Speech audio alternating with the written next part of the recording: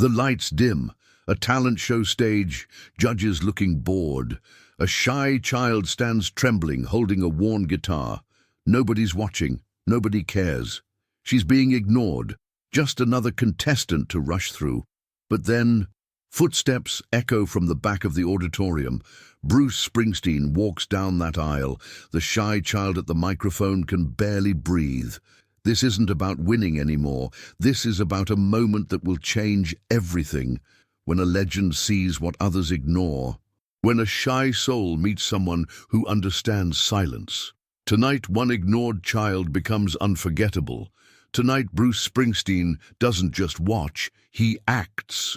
Because sometimes the smallest voice needs the biggest champion, and sometimes being ignored is just the beginning of being discovered. The Jefferson County Community Center sits heavy under October rain.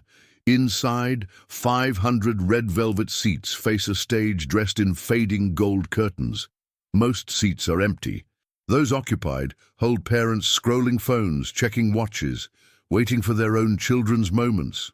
The annual talent show, once the heartbeat of this New Jersey town, now just another Thursday evening obligation. Bruce Springsteen pushes through the heavy wooden doors, water dripping from his leather jacket. He wasn't supposed to be here. His GPS had failed 20 miles back, his phone dead, and this building was the only light for miles. He needed directions, maybe a phone charger. What he found was something else entirely. Next contestant, number 47. The announcer drones into a microphone that squeals with feedback. Emma Rodriguez. A small figure emerges from behind the curtain. 9 years old, maybe 10. Her dress, handmade, you can tell by the uneven hem, is the color of morning sky. Her hands shake as she carries a guitar almost bigger than she is. It's a 1967 Martin, Bruce notices immediately. That instrument has stories. Emma Rodriguez stands center stage. The spotlight finds her, but the audience doesn't. Conversations continue. A baby cries. Someone laughs at something on their phone. The judges, 3 local business owners who volunteered for the free dinner, barely glance up from their score sheets. "Whenever you're ready, sweetheart," says judge number 1, already marking something on his paper. Emma's fingers find the strings. The first chord rings out pure and true, cutting through the indifference like light through dust. Her voice, when it comes, is barely a whisper. "My daddy taught me this song before he went to heaven." Bruce freezes mid-step. He was heading for the exit door, had already spotted it, but that voice, that pain wrapped in innocence, he knows that sound. It's the sound of loss trying to become music. Emma begins to sing. It's an old song. Older than her parents, probably. The River by Bruce Springsteen himself, but she's changed it, made it hers. The lyrics speak of a father who worked construction, who came home with concrete in his hair and stories in his heart, who taught his daughter 3 chords on Sunday mornings, who promised he'd be there for her first real performance. But promises, Emma sings, are just wishes that don't know about cancer. The audience doesn't hear her. They're too busy with their own lives, their own noise. Judge number 2 actually yawns. Judge number 3 is texting. Bruce feels something break inside his chest. Not shatter, break open, like a door that's been locked so long you forgot there was a room behind it. He starts walking, not toward the exit, but down the center aisle. Emma's voice grows smaller with each verse. She can see them not seeing her. Every turned head, every whispered conversation, every scroll through Instagram is a weight on her small shoulders. Her fingers stumble on the bridge. She stops. "I'm sorry," she whispers into the microphone. "I'm sorry, Don't you dare apologize." The voice comes from the darkness beyond the footlights, strong, certain, familiar to anyone who's ever turned on a radio in America. Bruce Springsteen steps into the light. The auditorium goes silent, not the silence of indifference, but the silence of recognition. Phones lower, conversations stop. Judge number 1 drops his pen. "That's a beautiful Martin you got there," Bruce says, walking up the side stairs to the stage. 1967, right? They don't make them like that anymore."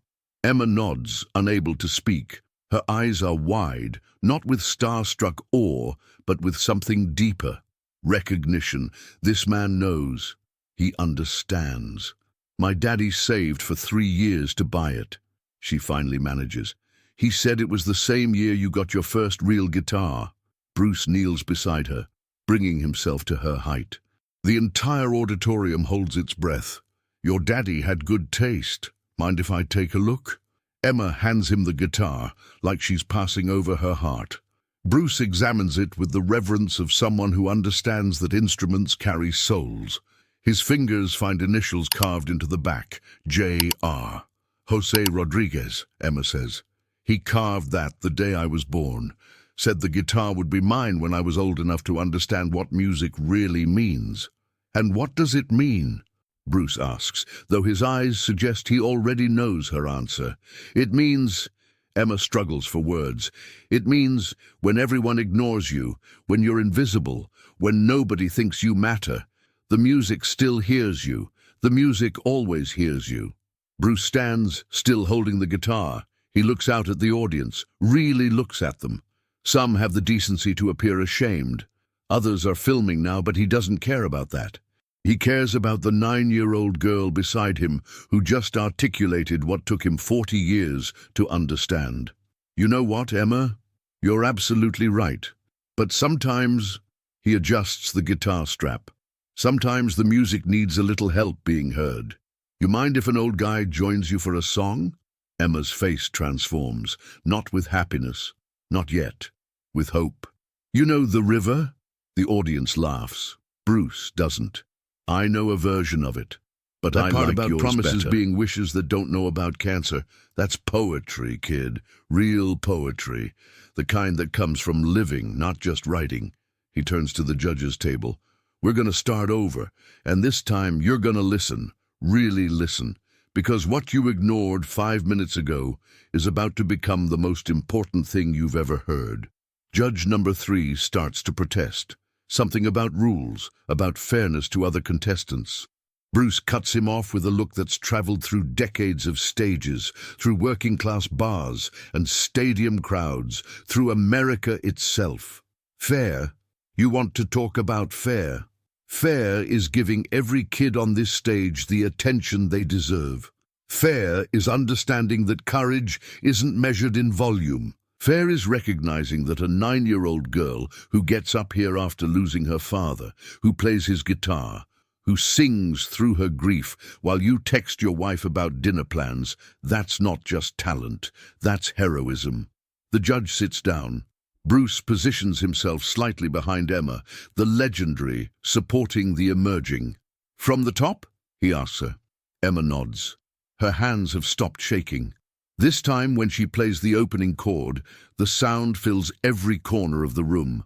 Not because Bruce is there, but because people are listening, really listening. Her voice, still soft, now carries weight.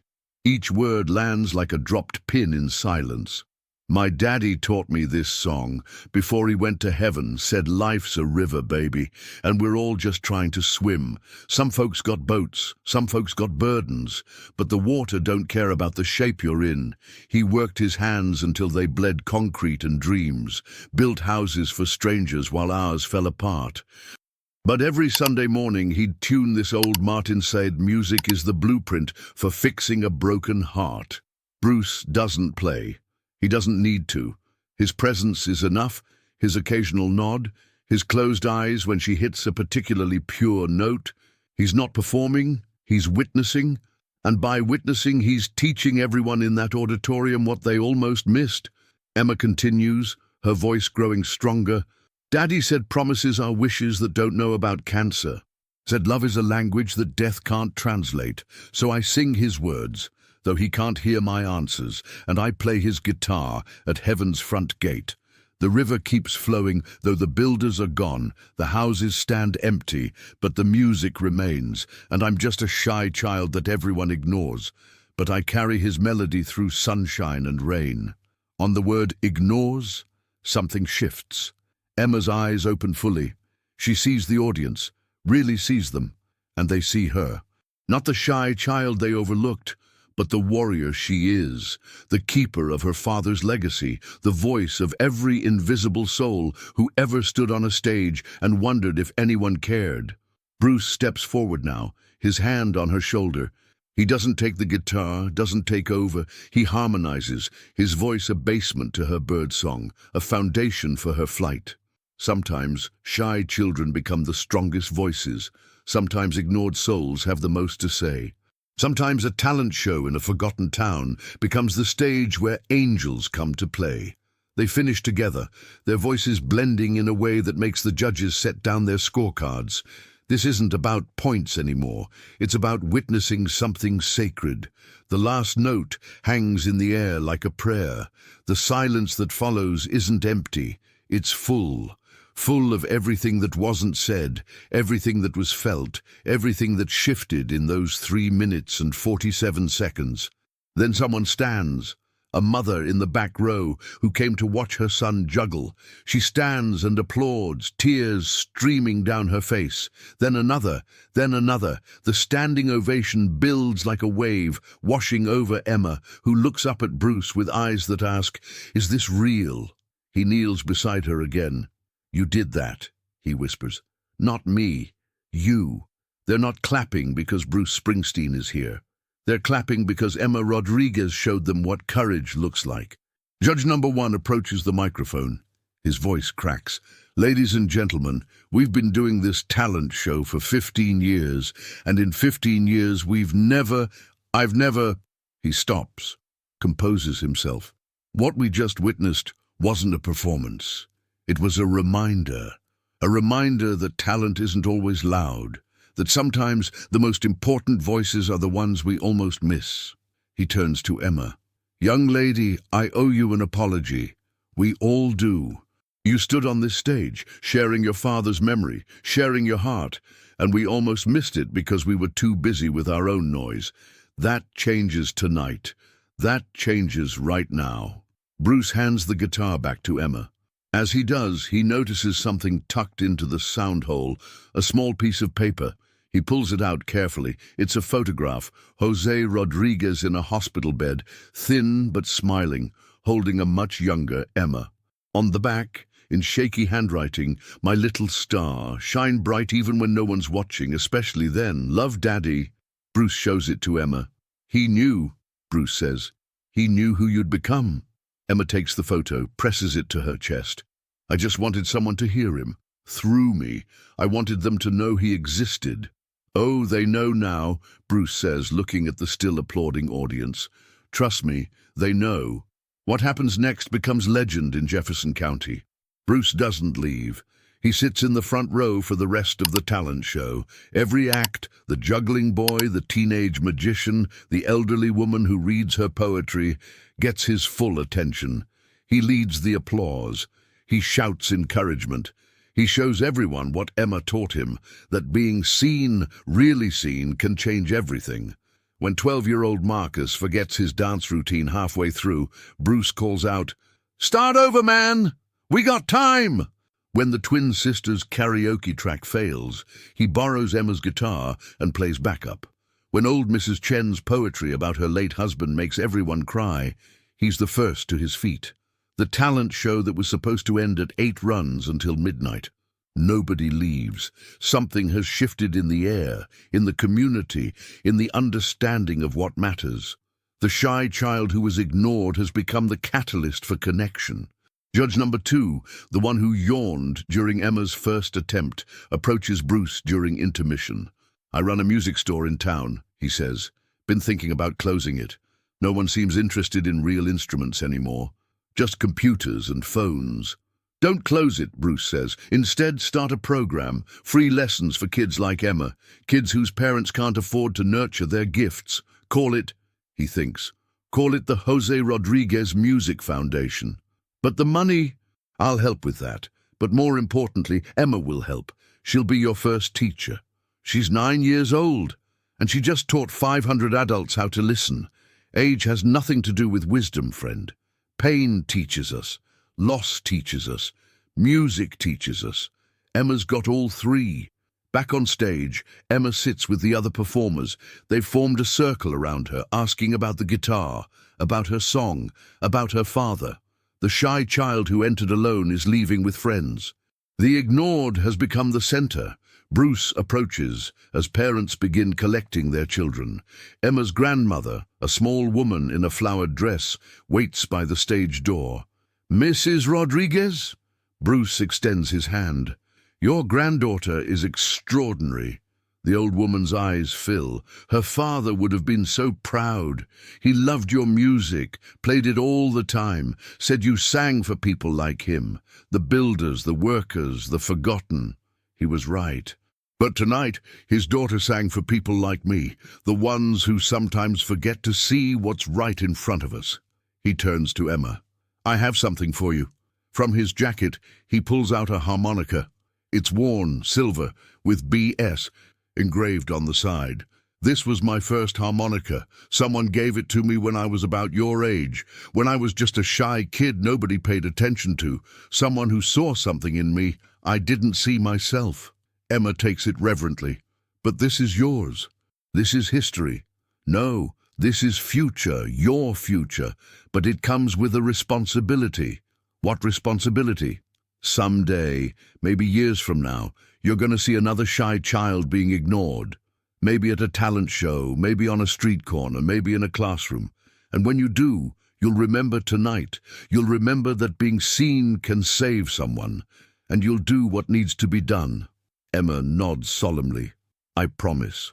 "I know you will. You're Jose Rodriguez's daughter. You keep promises." As Bruce heads for the door, the entire auditorium follows. Parents, children, judges, everyone. They applaud as he walks. Not the celebrity worship kind, but the grateful kind. The "you reminded us of something we forgot" kind. At his car, judge number 3 catches up. "Mr. Springsteen, the winner. We haven't announced the winner." Bruce looks back at the community center where Emma stands in the doorway, surrounded by new friends, holding her father's guitar and Bruce's harmonica, her grandmother's arm around her shoulders. "You just did," he says.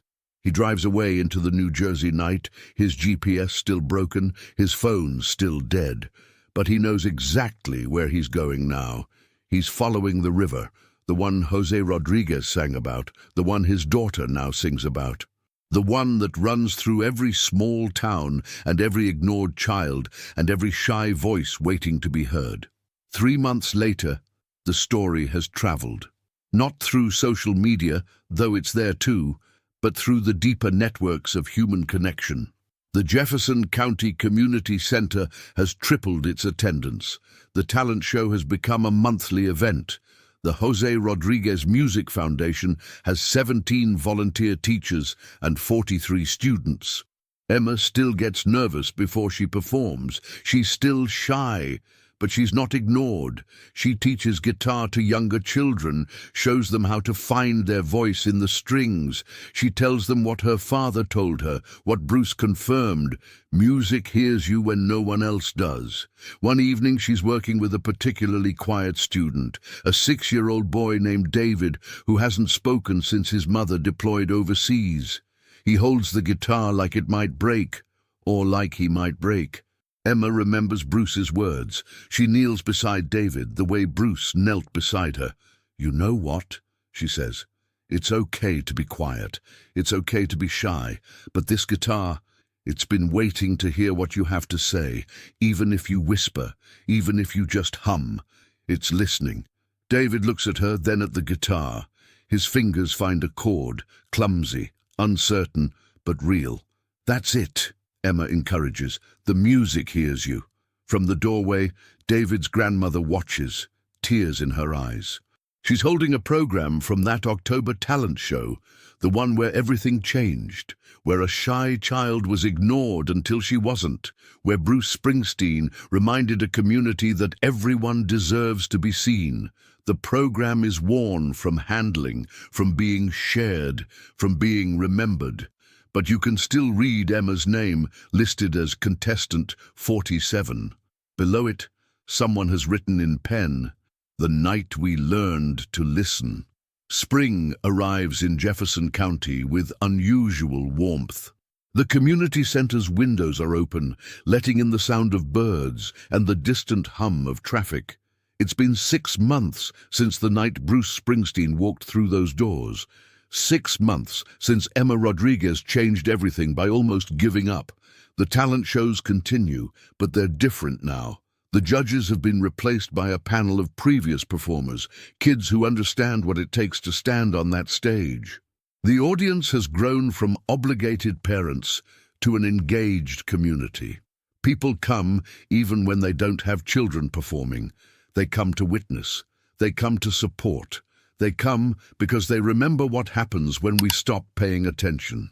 Emma arrives early, as always. She's not performing tonight. She hasn't since that night. Instead, she helps set up chairs, tune guitars, calm nerves. She's become the unofficial guardian of the shy ones, the ones who shake, the ones who whisper. Emma, Mrs. Patterson, the event coordinator, calls out, "There's a package for you." The box is large, unmarked, except for Emma's name and the community center's address. Inside, wrapped in tissue paper, is a guitar case. Not just any case. A vintage 1967 case that matches her Martin perfectly, but it's what's inside the case that stops her heart. Sheet music, hundreds of pages, some printed, some handwritten, all signed B.S. with notes in the margins. Played this in Asbury Park, Wrote this for 1973. someone who reminded me that small voices matter. Your father would have loved this one. At the bottom of the box, an envelope. Inside, a handwritten letter. Emma, I've played 10,000 stages, Madison Square Garden, Wembley Stadium, Giant Stadium, but no performance has stayed with me like yours that night in Jefferson County. You asked if I knew the river. I wrote, the river, but you taught me what it really means. It's not about the water or the current or where it takes us. It's about who stands on the banks and sings while others pass by. Your father built houses, you build bridges, between silence and song, between ignored and seen, between alone and together. The sheet music is yours. Some of it's never been recorded. Some of it I wrote after meeting you. There's a song in there called Container 47. That was your contestant number. It's about a shy child who taught a rock star how to listen. Keep singing, especially when no one's watching. Keep playing, especially when your hands shake. Keep teaching, especially those who've been ignored. And remember, every shy child has a song. Sometimes they just need someone to lean in and listen. Your friend in music, Bruce P.S. Tell David his chord progressions are getting better. Yes, I know about David. Good music travels. Emma holds the letter, reads it 3 times. Around her, the talent show participants are arriving. There's Maya, who does ventriloquism but really just wants someone to talk to.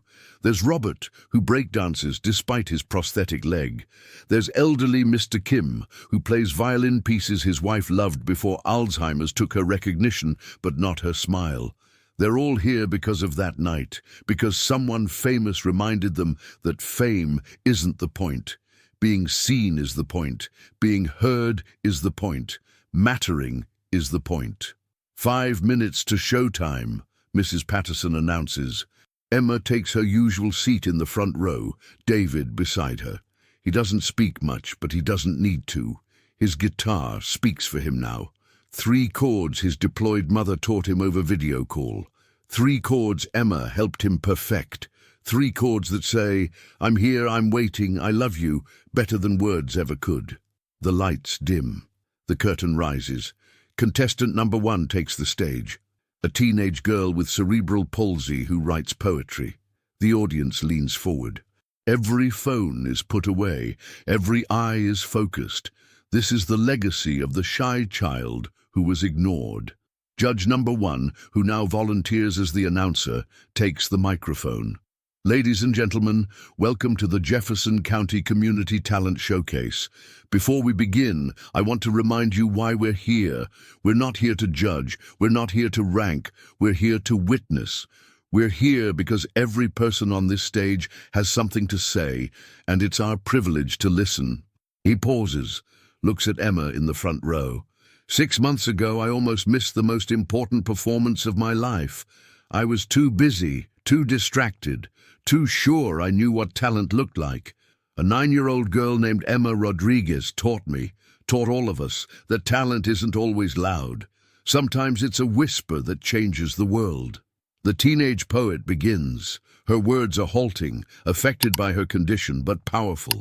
She speaks of wheels and wings, of bodies that don't cooperate and spirits that soar anyway. The audience listens with the intensity Emma taught them. When she finishes, the applause isn't polite. It's genuine, grateful. Next comes a boy who does card tricks. He's 11, nervous, drops the deck twice. 6 months ago, the audience would have cringed, looked away. Now they encourage him. "Take your time," someone calls out. "We're not going anywhere." He starts over, succeeds this time. The trick is simple, amateur. The response is thunderous. Emma watches it all with quiet satisfaction. This is what her father would have wanted. Not fame, not recognition, but community, connection, the understanding that everyone has a song, even if it's silent. Halfway through the show, something unexpected happens. A man enters through the back door. He's trying to be inconspicuous, baseball cap pulled low, jacket collar up. But Emma recognizes the walk, the way he carries himself like music itself. Bruce Springsteen has returned. He doesn't want to be seen, that's clear. He finds a seat in the back corner, in the shadows. But Emma sees him. Their eyes meet across the auditorium. He puts a finger to his lips. Shh, this isn't about him. She nods, turns back to the stage where Mr. Kim is playing his violin.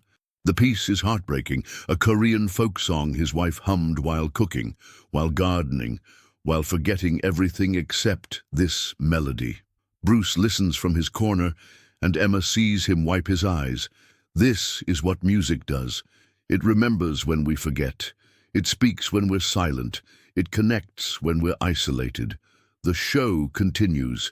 David performs his 3 chords. The audience doesn't just clap, they stand, not because the performance was professional, but because they know his story.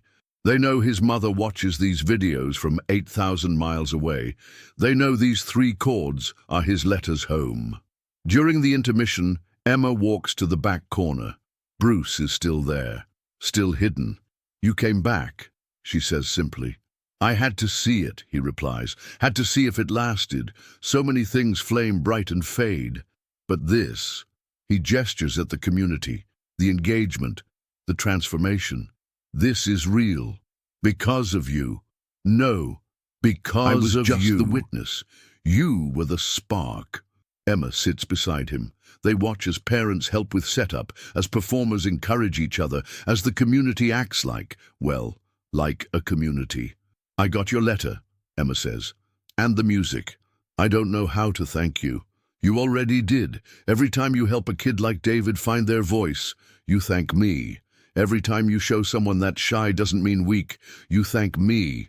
Every time you prove that being ignored is just the first chapter, not the whole story, you thank me." On stage, Mrs. Patterson is announcing the second half. "Before we continue, I want to share something. We've received applications for our talent showcase from 7 neighboring counties. People have heard about what we're doing here, about how we've changed what it means to perform, what it means to be seen. We're not just a talent show anymore. We're a movement." Bruce smiles. "A movement. Started by a 9-year-old girl with her daddy's guitar. I was scared," Emma admits. "That night I was so scared I almost ran away. But you didn't. No. The music wouldn't let me. Daddy's music." Bruce stands to leave. He wants to go before being recognized, before the focus shifts from the performers to him. But he has one more thing to say. "Emma, there's a recording studio in Newark. Small place, nothing fancy. But it's got good acoustics and an engineer who understands that music is about truth, not perfection. I've booked it for next Saturday. Bring David. Bring anyone from here who has something to record. Not for fame, not for money, but so their voices exist beyond this room, so their families can hear them, so they can hear themselves and know they matter. Emma's eyes widen. But that must cost. What's it cost when a shy child gets ignored? What's it cost when someone's song dies with them? This isn't charity, Emma, this is justice, musical justice. He pulls his cap lower, heads for the door. But Emma calls after him. Bruce, he turns, the song you wrote, Container 47. Will you ever record it? He smiles. That's your song, Emma. When you're ready, you record it. The world needs to hear it from you, not me. And then he's gone, slipping out into the night like a ghost of American music, leaving behind a room full of people who learn to listen. The second half of the show begins. Each act builds on the last, not in competition but in collaboration. The juggling boy teaches the magician a trick. The elderly poet helps the young dancer with rhythm. It's not a talent show anymore. It's a celebration of being human, of having something to offer, of mattering. Emma returns to her front row seat. David shows her a new chord he learned, a fourth to add to his three. Progress, growth, life. As the final act takes the stage, a group of kindergartners singing a song about friendship, Emma feels her father's presence. Not ghostly, not mystical, but real in the way love is real. In the guitar strings, in the voices of the shy, in the attention of the audience, in the community that formed around a moment when she almost gave up. Jose Rodriguez built houses. His daughter built something else. Something harder to see but impossible to ignore once you know it's there. She built a place where shy voices matter, where ignored becomes impossible, where every contestant, regardless of talent or skill or polish, is number one. The kindergartners finish their song. The audience erupts. Not because the singing was perfect, it wasn't. Voices cracked, words were forgotten, one child faced the wrong direction the entire time, but because perfection was never the point. Being seen was the point. Being heard was the point. Being there for each other was the point. Mrs. Patterson takes the stage for closing remarks. 6 months ago, this talent show almost died. Attendance was down, interest was gone, and we were going through the motions. Then Emma Rodriguez reminded us why we do this.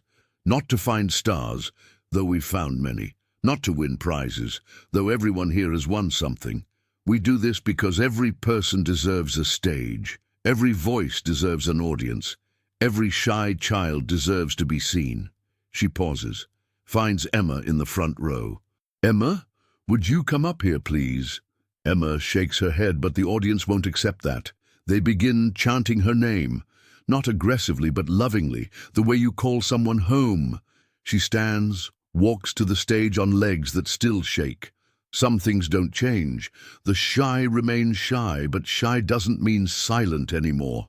Mrs. Patterson hands her the microphone. Emma looks at the audience, her community now. She sees familiar faces and new ones. She sees people who came because they heard about the night Bruce Springsteen showed up, and people who came because they heard about the shy child who changed everything. My daddy, she begins, her voice small but steady, used to say that buildings stand because of foundations nobody sees. The concrete in the ground, the beams in the walls, the stuff that holds everything up but gets no credit. She takes a breath. Every person who performed tonight is a foundation. Maybe you don't see it. Maybe they don't see it, but they're holding something up, something important, something that matters. When we ignore the shy ones, the quiet ones, the different ones, we're ignoring the foundations. And without foundations, she doesn't finish. She doesn't need to. Everyone understands. Thank you, she says simply. Thank you for seeing us. The applause that follows doesn't end. It rolls and builds and continues until Emma has returned to her seat, until the lights have dimmed, until people begin filing out into the night. But even then, it doesn't really end. It transforms into conversation, into connection, into community members making plans for next month's show, for the recording session Bruce arranged, for the future they're building together. Outside, the rain has returned to Jefferson County. But inside the community center, something else falls. The kind of understanding that waters growth, that nurtures the shy, that makes ignored impossible. Emma packs up her father's guitar. David helps, carrying the vintage case Bruce sent. Together, they walk to the door where Emma's grandmother waits. "Your daddy saw this," her grandmother says, "not for the first time. In his dreams, in his prayers, he saw you changing the world with his guitar." "I didn't change the world, Grandma. Just this small part of it." Her grandmother cups her face, looks into her eyes with the wisdom of years and loss and love. "Mija, the world is made of small parts. Change enough of them, and you've changed everything." They walk to the car through the rain. Emma carries her father's guitar and Bruce's harmonica. David carries the sheet music of songs yet to be sung. Behind them, the community center glows with light and purpose. In Newark, a recording studio waits for Saturday. In Jefferson County, shy voices prepare to be heard. Across New Jersey, word spreads about a talent show where everyone wins, where ignored is impossible, where a 9-year-old girl taught adults how to listen. And somewhere on a highway between here and everywhere, Bruce Springsteen drives through the night, humming a song called Container 47, thinking about the shy child who reminded him that the most important audiences are the ones we almost miss. The story could end here. It would be a good ending, a complete circle, a lesson learned. But life doesn't end neatly. It continues messily, beautifully, surprisingly. Saturday arrives grey and cold.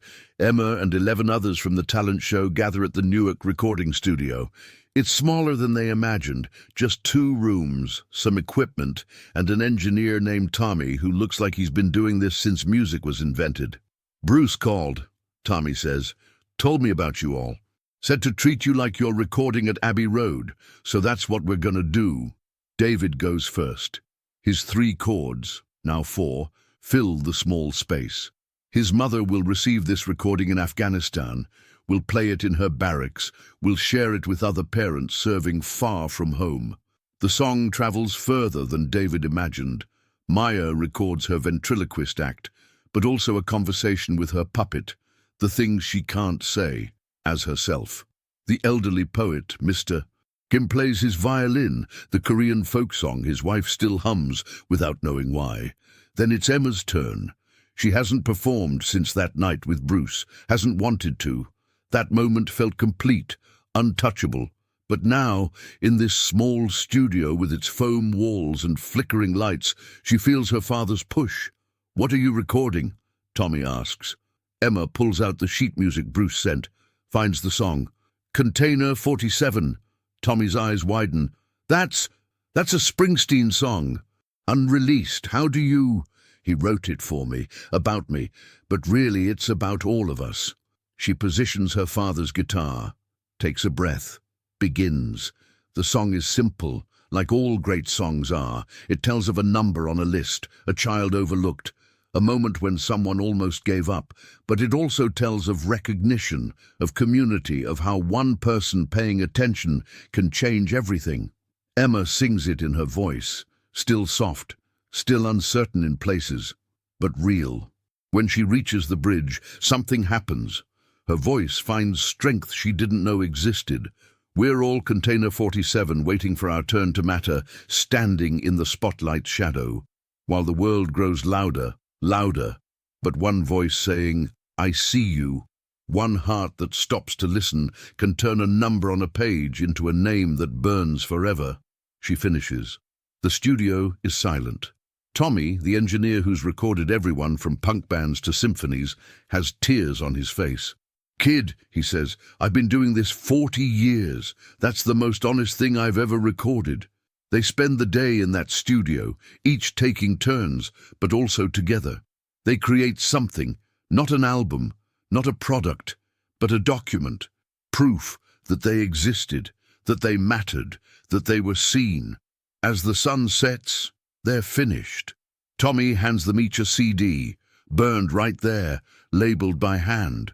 Bruce said no charge, he tells them, but I would have done this for free anyway. This, he holds up his copy of the recording, this is why music matters. They drive back to Jefferson County as a group, 3 cars following each other like a caravan of dreams. The community center is lit for another event, a wedding reception.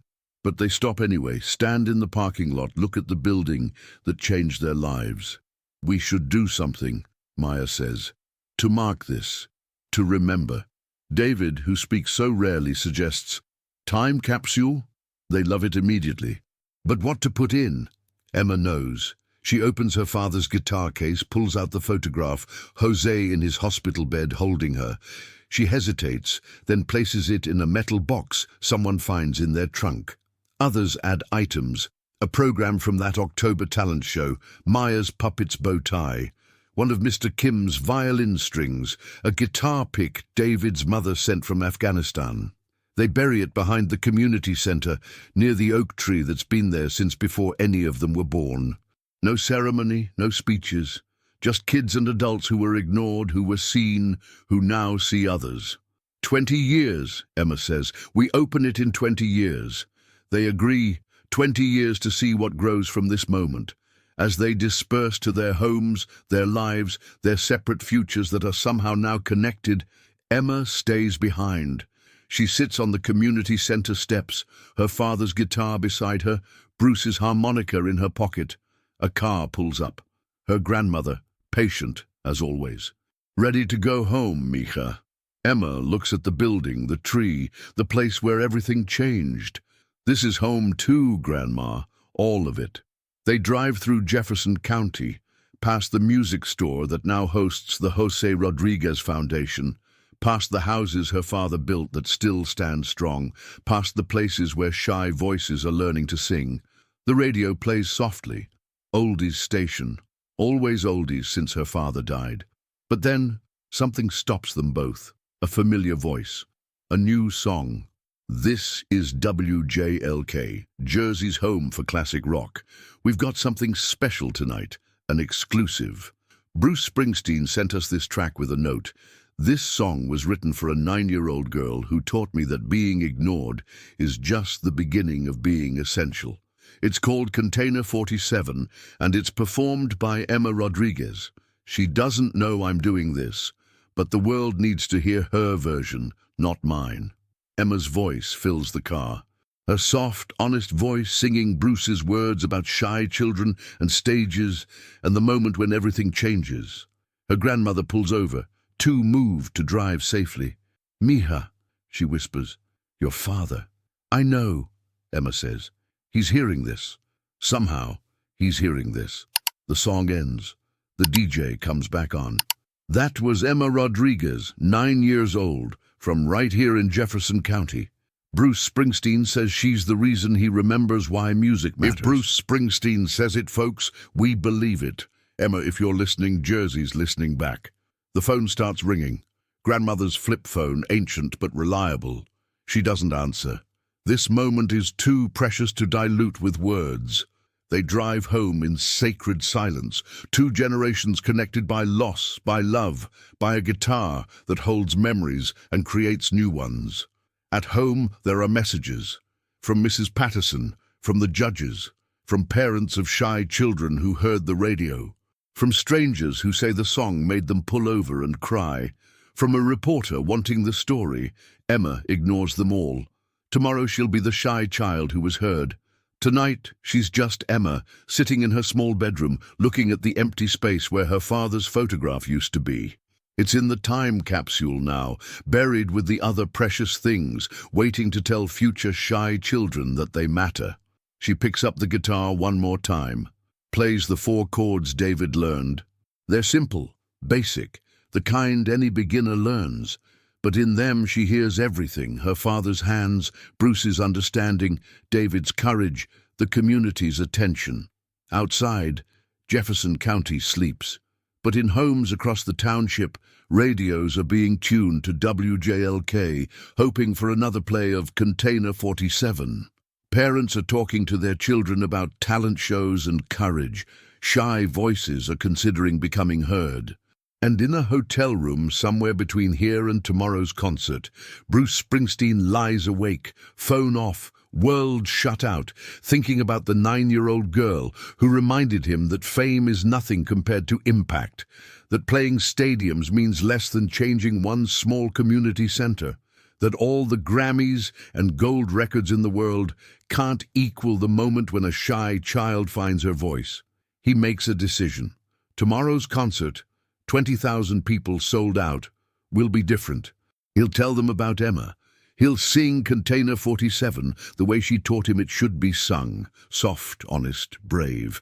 He'll remind 20,000 people to look for the shy ones, the ignored ones, the Container 47s in their own lives. Because Emma was right.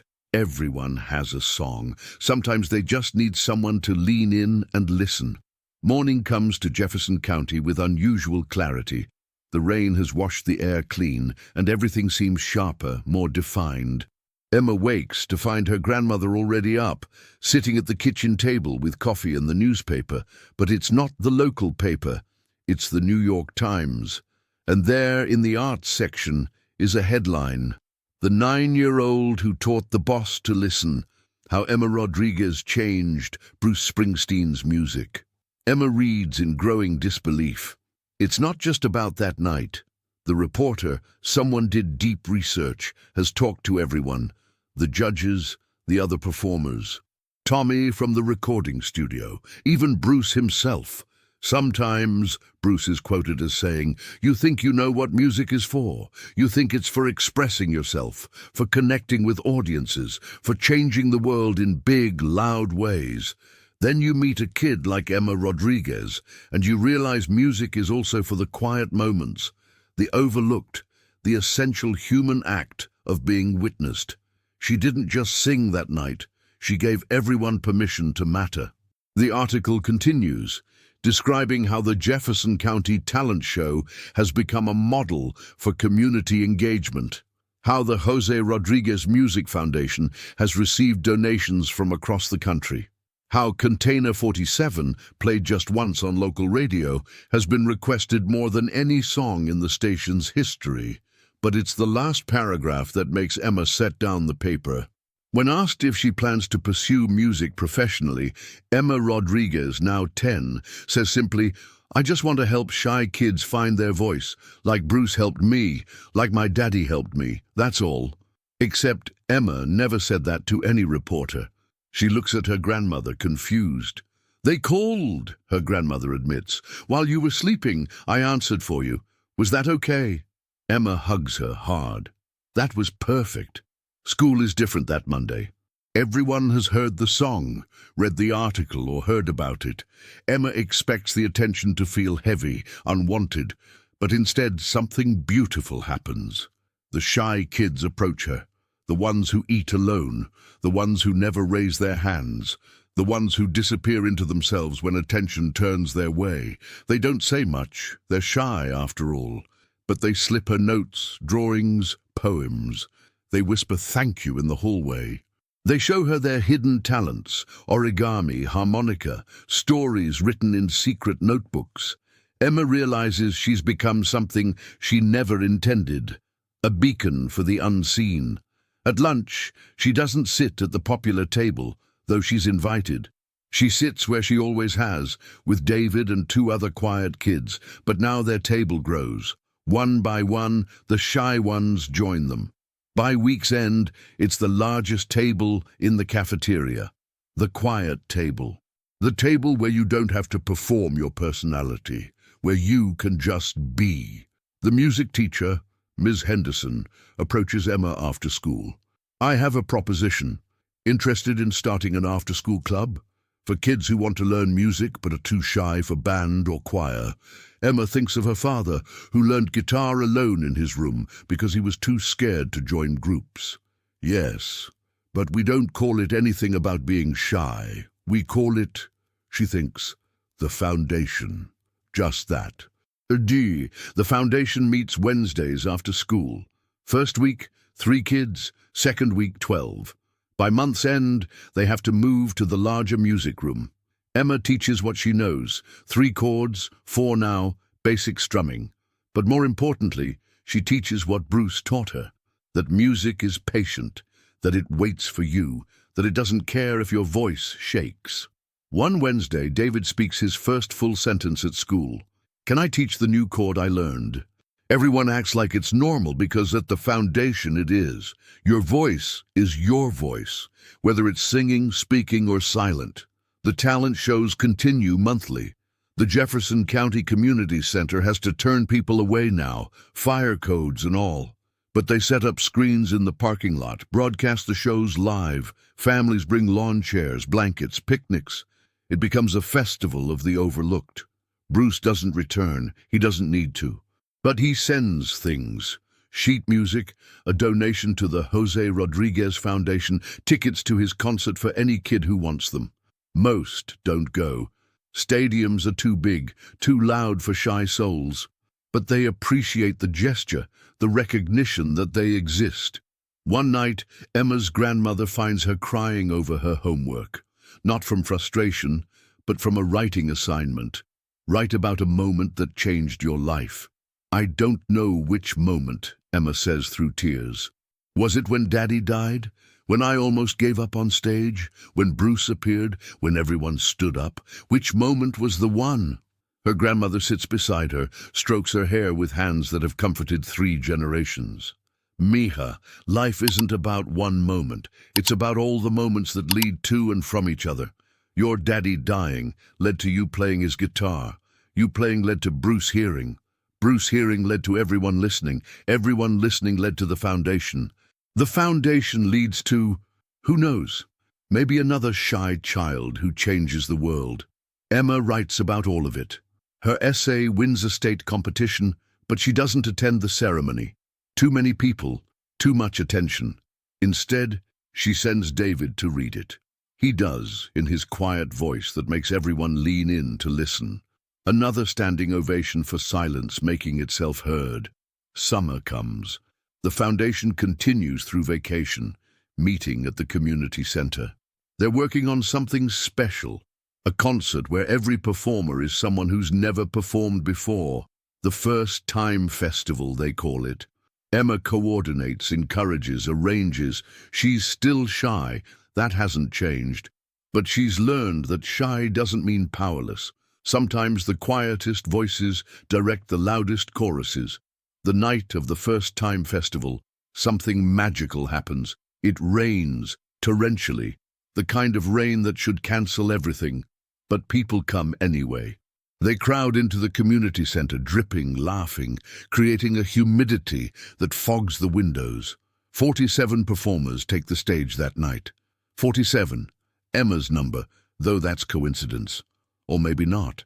Maybe numbers find their way back to us, reformed, transformed. Each performance is imperfect. Voices crack, instruments go out of tune, lyrics are forgotten. But the audience, now trained in the art of real listening, hears what matters. They hear courage. They hear attempt. They hear humans being human. The last performer is a woman in her 70s, Mrs. Chen, who has never sung publicly in English. Only Mandarin. She's been in America 50 years, always too embarrassed by her accent to sing the songs she loves. Tonight, she sings Somewhere Over the Rainbow. Her accent is thick, her pronunciation unusual, but her emotion is universal. When she finishes, the silence is complete, the highest honor this audience can give. Then, like rain after drought, the applause. Emma watches from her usual front row seat. She doesn't perform anymore. That's not her role now. She's become something else, the one who makes space for others to be heard. After the festival, as families help clean up, fold chairs, sweep floors, Tommy from the recording studio appears. He's been there all night, recording everything on professional equipment. Bootleg album, he explains to Emma, for the performers, so they can hear themselves the way we heard them. Perfect in their imperfection. He pauses, pulls out a cassette tape. Actual cassette, not CD. This is something else. Bruce sent it, said you'd understand. Emma takes the tape. The label reads, BS, Practice Sessions, 1967, the year of her father's guitar. At home, she finds her father's old tape player in the garage. Still works. She inserts the tape, presses play. It's Bruce, but young Bruce, struggling through chords, Bruce, voice cracking, starting over, laughing at mistakes. He's terrible, genuinely terrible, but he's trying. And in that trying, Emma hears the future, all the stadiums, all the hits, all the glory that comes from not giving up when you're bad at something. There's a note in the cassette case. Emma, this is who I was before anyone listened. Shy kid in his room with a cheap guitar and big dreams. I saved this tape to remind myself that everyone starts somewhere. Now I'm giving it to you to remind others. Every superstar was once Container 47. Every voice that fills stadiums once shook in a bedroom. Play this for your foundation kids when they doubt themselves. Tell them Bruce was terrible once too. Tell them terrible is just temporary if you keep going. Tell them what you told me. Music waits for us to be ready. B. Emma plays the tape at the next foundation meeting. The kids laugh, not mockingly, but with relief. Bruce Springsteen was bad? Bruce Springsteen's voice cracked? Bruce Springsteen started over 17 times in one song? Everyone starts somewhere, Emma tells them. The difference between people who make it and people who don't isn't talent. It's continuing when you're terrible. David raises his hand. Another first. Were you terrible?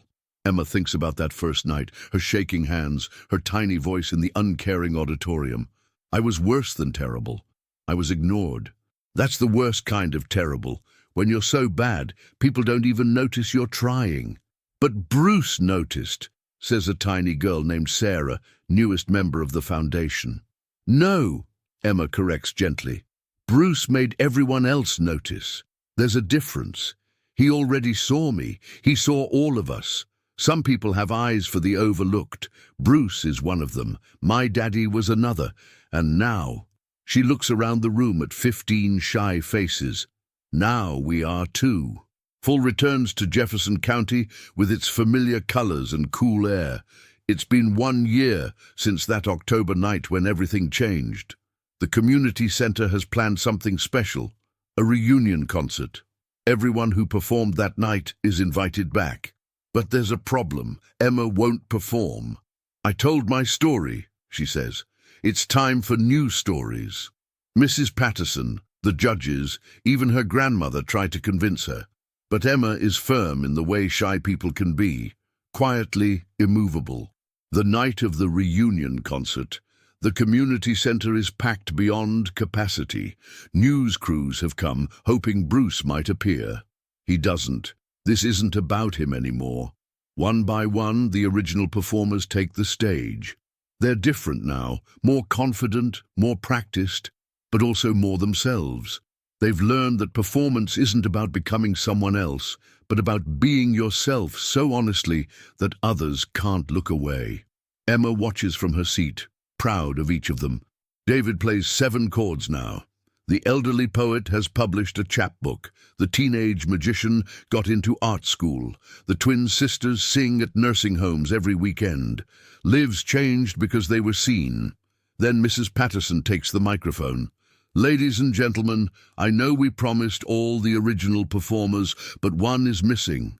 Emma Rodriguez won't come up here no matter how we ask. So instead, we're going to do something else. The curtain rises.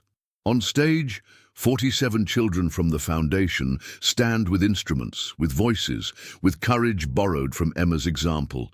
They sing Container 47, not professionally, not perfectly, but together. 47 shy voices creating one sound that fills the space, spills out the doors, reaches the protesters and the supporters and the media and the night itself. Emma doesn't cry. She's past tears. She stands, not to perform, to see what grew from one moment of almost giving up. When the song ends, the foundation kids don't leave the stage. Instead, Sarah, the tiny newest member, steps to the microphone. Emma taught us that everyone has a song, but she also taught us that some songs are meant to be given away. So Emma, this is for you, and for your daddy, and for everyone who sees the shy ones. They begin a new song, one Emma doesn't recognize, Because they wrote it themselves, collectively, in secret foundation meetings. It's called The Girl Who Taught Us to Be Heard. Now, Emma does cry. Not sad tears or happy tears, but the kind that come when you realize your life has meant something. That your father's death led to your voice, which led to Bruce's attention, which led to community transformation, which led to 47 shy kids standing on stage, unafraid. The song is simple. She sits in the front row, never on the stage. She speaks in whispers, writes on every page, that shy is not the same as weak, that quiet souls have much to speak if someone stops to listen. Her daddy built with hands of stone. She builds with heart and microphone, not her own voice, but ours she shares. Shows the world that someone cares. For children no one listens to. Emma, Emma, Container 47. Emma, Emma, made our voices heaven. Emma, Emma, shy girl with a gift. You gave us all the strength to lift our songs When they into finish, the light. The audience doesn't applaud immediately. They turn to Emma, all of them waiting. She stands, walks not to the stage, but to the aisle between the seats. She opens her arms, and 47 shy kids stream off the stage to embrace her. The group hug that follows breaks something open in the room. Cynicism, maybe, or the idea that one person can't matter. From the back, someone starts clapping. Slow, rhythmic, deliberate. Others join. Soon, the entire auditorium is clapping in unison, not the chaos of normal applause, but something ceremonial, ritualistic, like a heartbeat of community. Emma emerges from the embrace, faces the audience. She doesn't speak. She doesn't need to. Her existence is the message. Her impact is the proof. Her legacy is the 47 kids around her who will never be ignored again. Later, much later, after the crowds have gone and the TV crews have packed up, Emma sits alone on the community center steps. The October night is clear, stars visible despite the suburban lights. A text arrives on the flip phone her grandmother finally let her have. Unknown number, she opens it. Watched online, cried like a baby. Those foundation kids are the future. You're the present. Your daddy is the past that made it all possible. Don't ever stop seeing the unseen. B.P.S. There's a shy kid in my neighborhood, plays violin on his stoop, but stops when anyone walks by. Tomorrow I'm going to stop and listen, really listen. Thank you for reminding me how. Emma deletes the text. Some things are too precious to keep in technology.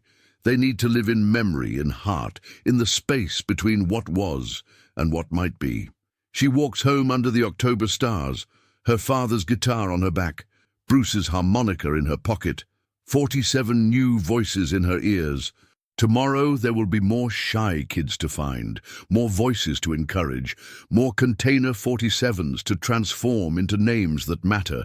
But tonight, she's just Emma Rodriguez, 10 years old, walking the streets her father built, in the town that learned to listen, carrying music that refuses to let anyone disappear. The story spreads, not virally. That's too fast, too shallow. It spreads the way important things spread, slowly, personally, one changed heart at a time. A teacher in Detroit starts a foundation chapter.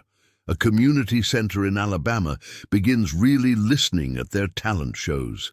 A shy kid in Portland finds courage in a YouTube video of 47 voices singing together. Bruce mentions it in interviews occasionally, always deflecting credit. I just witnessed, he says. Emma Rodriguez and her father's guitar did the work. But Emma doesn't do interviews. She's 10, then 11, then 12. She stays shy, stays local, stays focused on the foundation, which now has chapters in 7 states. Not because she promoted it, but because shy kids everywhere heard about the girl who made being quiet powerful. The recording studio session becomes an annual tradition. Tommy never charges, says it's the best day of his year. The recordings are never sold, just given to the performers and their families. But they matter. They exist. They prove that these voices, these overlooked souls, were here. 5 years pass. Emma is 15 now, in high school, Still shy, still quiet, but also something else. Necessary. The kids at school know if you're struggling, if you're invisible, if you're drowning in your own silence, you find Emma. She won't save you. She'll do something better. She'll see you and teach you to see yourself. The community center talent shows have become legendary. People drive from 3 states away to attend.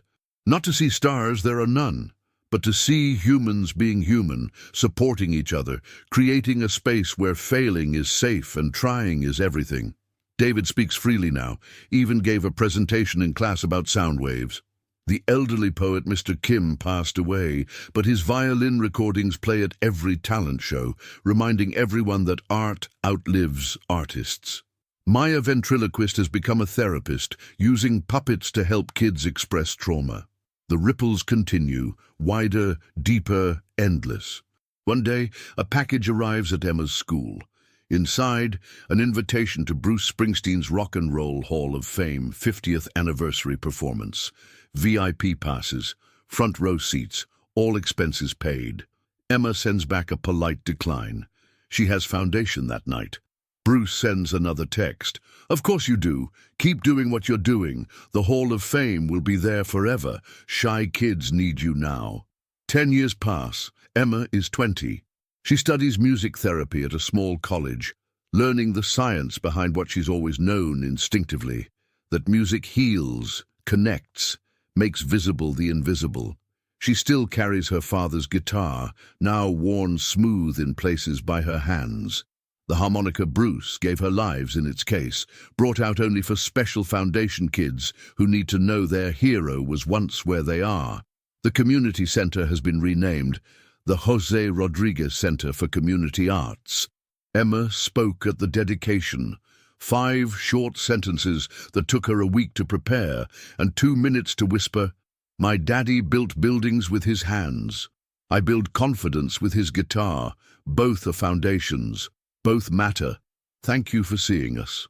The time capsule temptation is strong, but the 20-year agreement holds. Emma often walks past the oak tree, wondering who will be there to open it. What shy kids will discover that they're part of a legacy of the overlooked becoming essential. College graduation approaches. Emma's professors want her to pursue graduate work, maybe a PhD. You could study the psychological impact of community music programs, they say. Document what you've created. But Emma knows what she's created can't be documented. It can only be lived, one shy voice at a time. She returns to Jefferson County, not in defeat, but in purpose.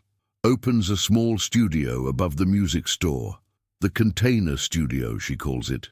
Not one-on-one lessons for kids too scared for group classes. The waiting list is 3 months long, within a week. Bruce Springsteen releases a new album. The last track is Container 47, but his version, not Emma's. The liner notes read, "For Emma Rodriguez, who taught me that the smallest voice in the room is often the most important, and for her father, Jose, who built foundations in more ways than one."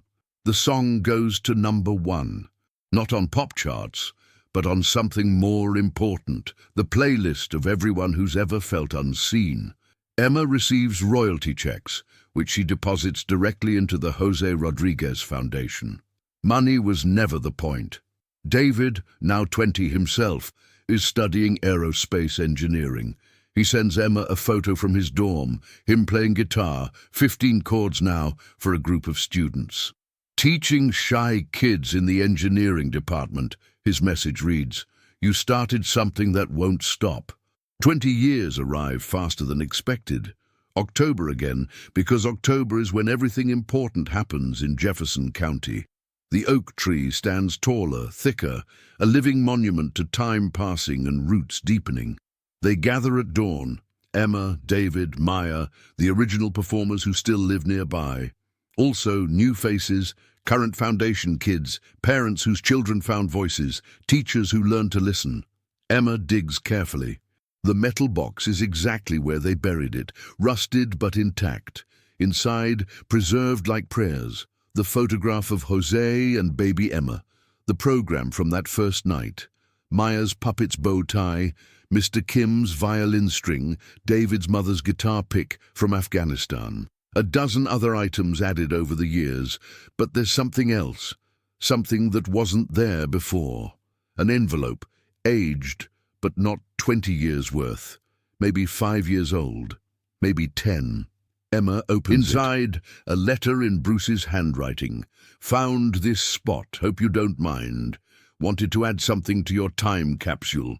It's a ticket, my first real concert, 1965. I was 15, terrified, played to 7 people in a coffee shop. 6 were there for the coffee. 1 listened. That one changed everything. You were that one for hundreds of kids. This ticket is proof that everyone starts somewhere. Even legends begin as Container 47s. Thank you for reminding me. B. Emma holds the ticket. Faded, genuine, priceless.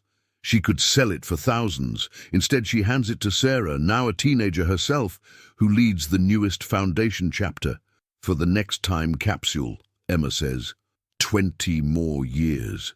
They bury new items, recordings from the First Time Festival, photos of the foundation meetings, a guitar string from Emma's father's Martin, now worn through from use. Each item a testament to the quiet revolution that started with one shy girl almost giving up. As they pack the earth back over the box, Emma feels completion. Not ending, but completion of a chapter. Her father built houses that shelter bodies. She built something that shelters souls. That night there's one final talent show, or rather, a transformation of the talent show. No stage, no audience. Just a circle of chairs in the community center, everyone performing for everyone witnessing everyone. The shy and the bold, the young and the old, the polished and the raw. Emma plays her father's guitar for the first time in years. Not a performance, just sharing. She plays the 4 chords David learned, then the 7 he mastered, then the 15 he teaches. Each chord is a life touched, a voice found, a person seen. When she finishes, there's no applause. Just silence, the kind that holds everything. Then Bruce Springsteen walks in. He's 75 now, worn by time, but not diminished. He doesn't announce himself, doesn't make an entrance. He just finds an empty chair in the circle, sits, waits his turn like everyone else.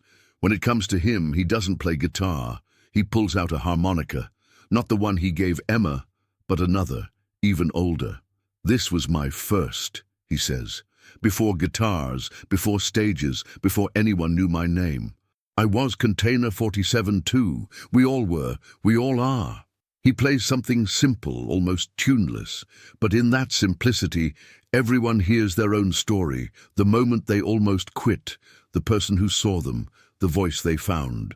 When he finishes, he stands to leave, but Emma stops him. Stay, she says. One word, but it carries 20 years. He stays. They all stay. Until morning, sharing stories, the famous songs, and the unknown, silence, the loud and the shy, all equal in the circle, all Container 47s who refuse to remain numbers. As the sun rises over Jefferson County, Emma walks Bruce to his car. They don't speak, both shy in their own ways. But before he drives away, Bruce says one thing.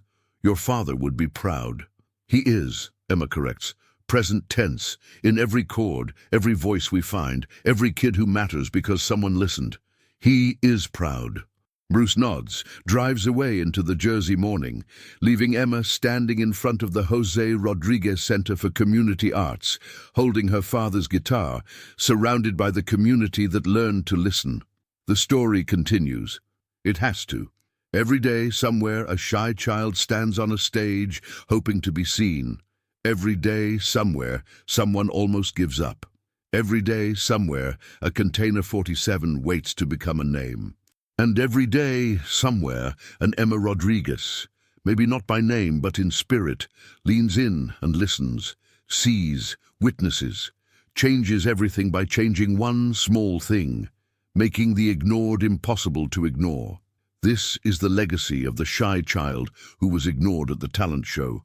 Not fame, though fame found her, not success, though success came, but something simpler and more profound. Proof that every voice matters, especially the quiet ones, especially the ones we almost miss, especially Container 47, the end. No, not the end. There are no ends to stories like this. Only continuations, only ripples spreading outward, only shy voices finding courage in the echo of other shy voices that came before. Somewhere tonight, a child picks up a guitar for the first time. Somewhere tonight, a parent listens, really listens, to their quiet kid.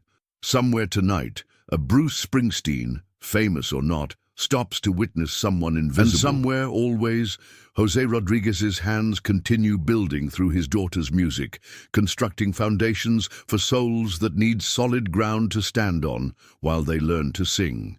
The music continues. The witnessing continues. The revolution of the overlooked continues. Container 47 was never just a number. It was all of us, waiting to matter, waiting to be seen, waiting for someone to stop and listen to our song. End. In memory of all the Jose Rodriguezes who built foundations. In honor of all the Emma Rodriguezes who refused to let shy mean silent. In gratitude to all the Bruce Springsteens who used their spotlight to illuminate others. In celebration of every Container 47 who became a name that mattered. Keep singing, especially when no one's watching. Keep playing, especially when your hands shake. Keep listening, especially to the quiet ones. The music hears you. The music always hears you. Extended narrative, the deeper story. 25 years have passed since that first October night. Emma Rodriguez is 34 now, married to Michael, a quiet man who understands her silences. They have a daughter, Sophia, age 7, the same age Emma was when her father died. Sophia inherited the shy gene, speaks in whispers when she speaks at all. Tonight, Sophia has her first piano recital. Not at the community center. That would be too much symmetry.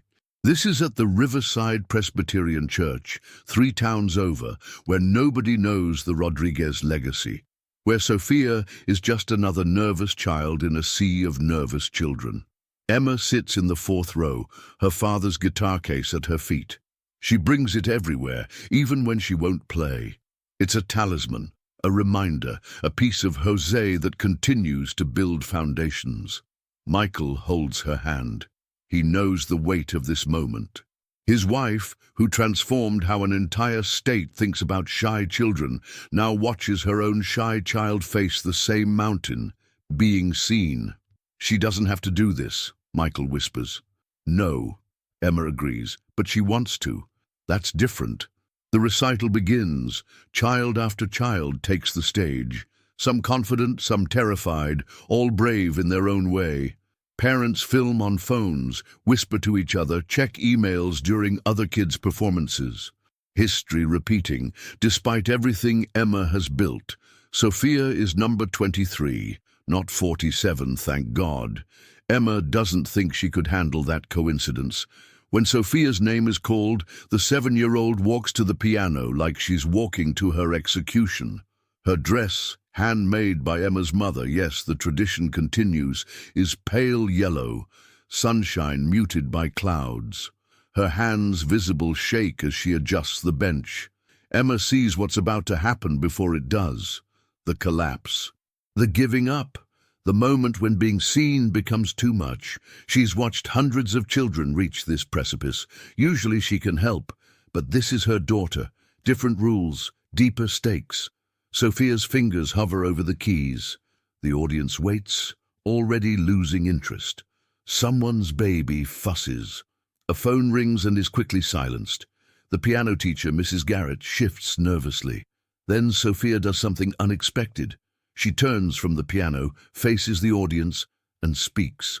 Her voice is tiny but clear.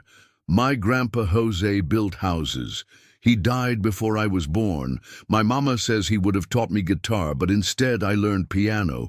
This song is for him, even though he can't hear it, except maybe he can. My mama says music travels to places we can't see. She turns back to the piano, begins to play. It's not the assigned piece, some simplified Mozart everyone learns. It's The River. Bruce's song, Emma's song, now Sophia's song, translated to piano keys by 7-year-old fingers. Emma's breath stops. She never taught Sophia this, never played it at home, too painful still. But somehow, the child knows it, learned it, made it hers. The audience doesn't recognize the song, but they recognize something in how Sophia plays it. Not technical perfection. She misses notes, rhythm wavers, but emotional truth pours from her small fingers. This is not performance. This is a 7-year-old trying to know a grandfather through the only language that transcends death. When Sophia finishes, she stands, bows quickly, and runs off stage. Not to Emma. That would be too obvious. She runs to the bathroom, locks herself in a stall, and cries from the effort of being seen. Emma finds her there 10 minutes later, after the polite applause, after Mrs. Garrett's confused praise, after Michael's whispered, "Did you know she could do that?" "I was terrible," Sophia says through the stall door. "You were honest," Emma corrects. "That's different." "Did Grandpa hear it?" Emma thinks of her father, concrete in his hair, guitar in his hands, building foundations for a granddaughter he'd never meet. "Yeah, baby," he heard it. They return to find the recital ending, parents collecting children, comparing performances, planning dinner stops, normal life resumes, but the piano teacher approaches Emma. "Your daughter, what she played, that wasn't assigned." "I know.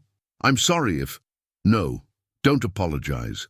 In 30 years of teaching, I've never—" "She made me remember why music matters. Not the notes, the reason." Mrs. Garrett kneels to Sophia's height, the gesture so familiar Emma almost gasps. "Would you like to learn more songs like that? Songs that mean something to you?" Sophia nods, then whispers, "Songs for my grandpa." "Songs for your grandpa," Mrs. Garrett agrees. As they drive home, Sophia falls asleep in the back seat, exhausted from visibility. Michael drives while Emma holds her father's guitar case, thinking about cycles, about inheritance, about the ways we pass down both our wounds and our healing. Her phone buzzes, text from an unknown number, but she recognizes the cadence immediately. "Saw a video. Someone filmed your daughter's recital, posted it online. Little girl plays Springsteen for her dead grandfather. Going viral, she's extraordinary. Like her mother, like her grandfather, the foundation continues." B. Emma deletes the text, then does something she's never done. She calls the number. Bruce answers on the third ring. His voice is older now, thinner, but still carrying that Jersey strength. "Emma Rodriguez. Or sorry, Emma Chen now, right? Still Rodriguez. Professionally anyway.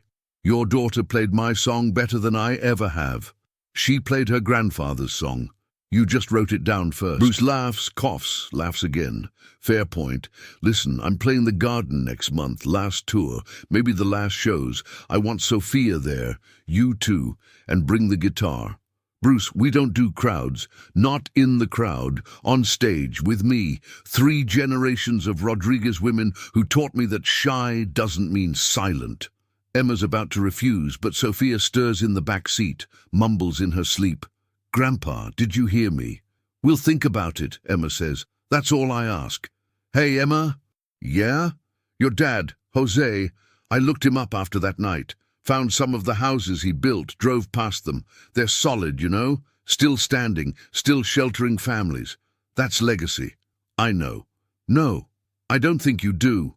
Those houses will outlast all of us. But what you built, the foundation, that's different. Houses shelter bodies.